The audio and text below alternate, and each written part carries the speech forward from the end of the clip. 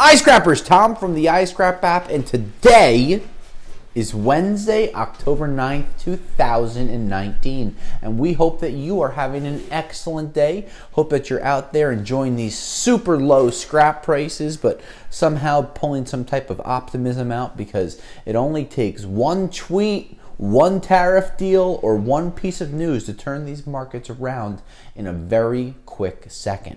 Don't forget, we have our Patreon supporters getting lots of tips and tricks throughout the week on scrap, even quicker than we're able to do because we only do these updates once a week.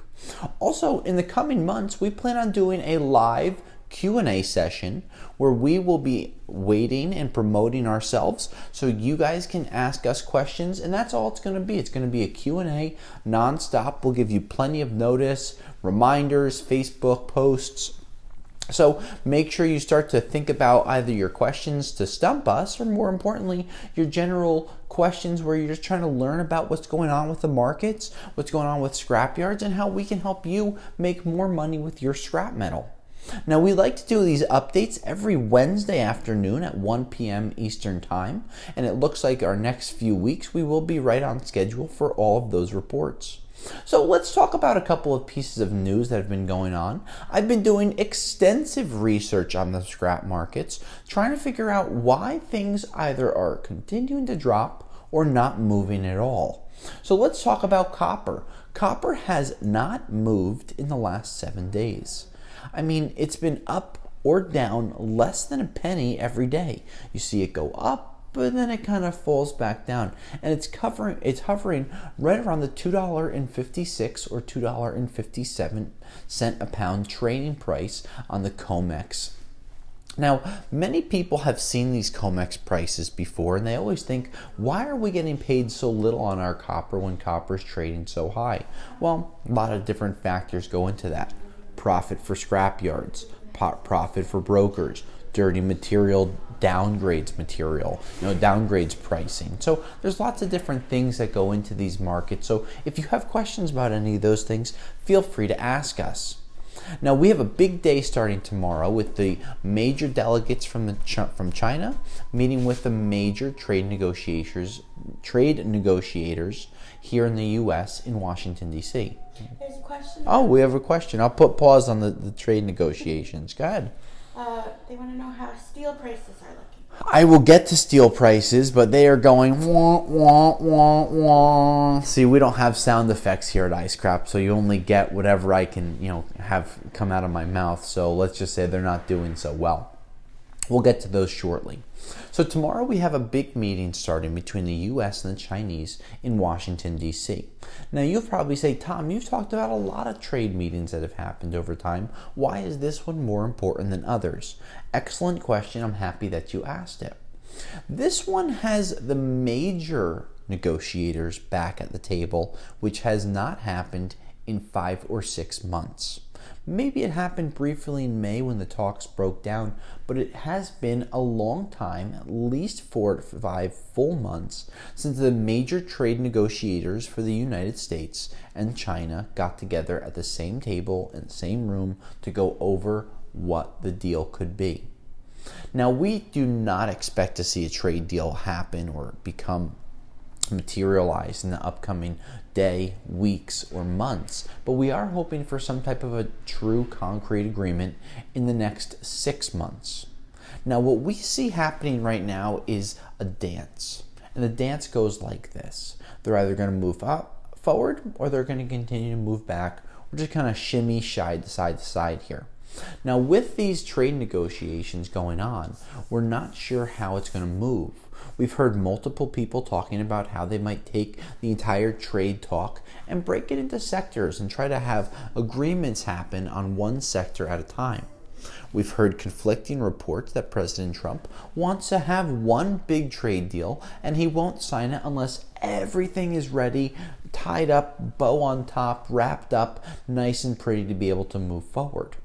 So we're watching these trade negotiations the next 2 days, 3 days very closely, because we do not take these lightly, nor do the U.S. or the Chinese.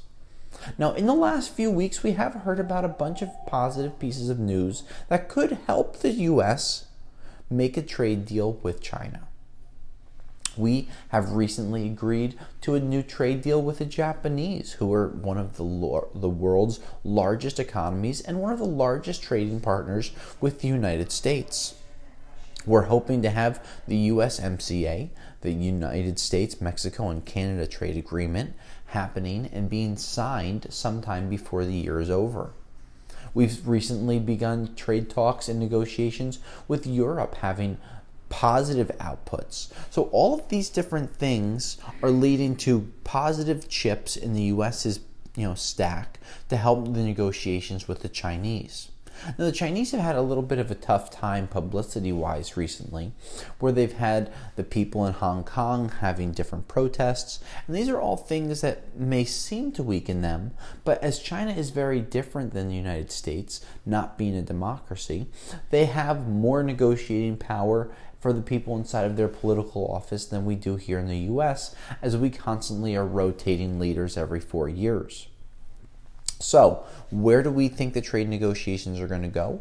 We don't think that we're going to hear any great news of a deal being struck, but we certainly expect to hear positive pieces of news coming out, because the trade negotiators would not be meeting if there hasn't been positive progress being made in the background over the last few weeks and months.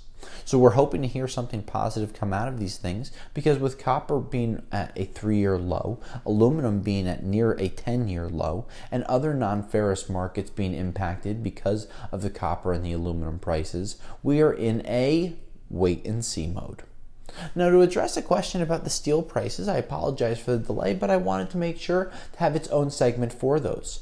If you have any questions about the copper prices, any questions about the trade negotiations, or anything about the non-ferrous market, feel free to ask us. But we do promote and send out different pieces of tips during the week through our Patreon page, which of course there's a link to underneath, and you can become a supporter on as well. Now, the steel and iron prices have gone down again over the last week, and we expect a further decrease of $20 to $30 per ton by the end of October. Now, this is going to be very difficult to hear, as we have started to see prices reported $20, $15, $25 per ton for light iron, and about $50 to $120 per ton for heavier grades of steel. With these prices continuing to drop, it's going to be very difficult to see any sign of life until we have some type of a trade negotiation coming into fruition. With the tariffs being placed on the aluminum and the steel market, yes, I've talked in the past about it being good long term, but short term, it certainly has not been good. It certainly has hurt the scrap industry, and it's hurt the overall metals industry, even though the reason that they're doing it seems to be a positive one. Things like this do not happen overnight, and we are seeing that happen right before our eyes with the steel market that is eroding. We've seen the prices drop about 2/3, almost 65% in the last few months, and they don't seem to be slowing down anytime soon. We've seen reported prices for light iron as low as $15 a ton, shredding steel $50 to $70 per ton, depending on where it is in the United States or in Canada. These prices are not recovering anytime soon. The aluminum market has continued to be in a decline, and it's becoming harder and harder to sell nice grades of aluminum as the prices have continued to drop down. Now, the nickel market has remained relatively strong, with problems in the Middle East and some export bans on the nickel market having to do with the nickel and stainless prices increasing recently. Now, we continue to watch these markets very closely, as we are vested in them, both as a scrapyard but also as a reporting service for you, the iScrapper. Now, we're out there living that scrap life like you are, but it's not always the easiest thing, and that's why we plan on doing a live Q&A session in the upcoming months, to be able to hear about some of the trials, tribulations, and struggles, and give you different pieces of tips, advice, and tricks on how you can make more money with your scrap metal overall. This is Tom from the iScrap app. Today is Wednesday, October 9th, 2019. We continue to monitor these prices. We will continue to push forward more information. Don't forget, on Sundays, we try to have more information being pushed at you. If you have any questions, please comment below. But until next week, I'll scrap you later.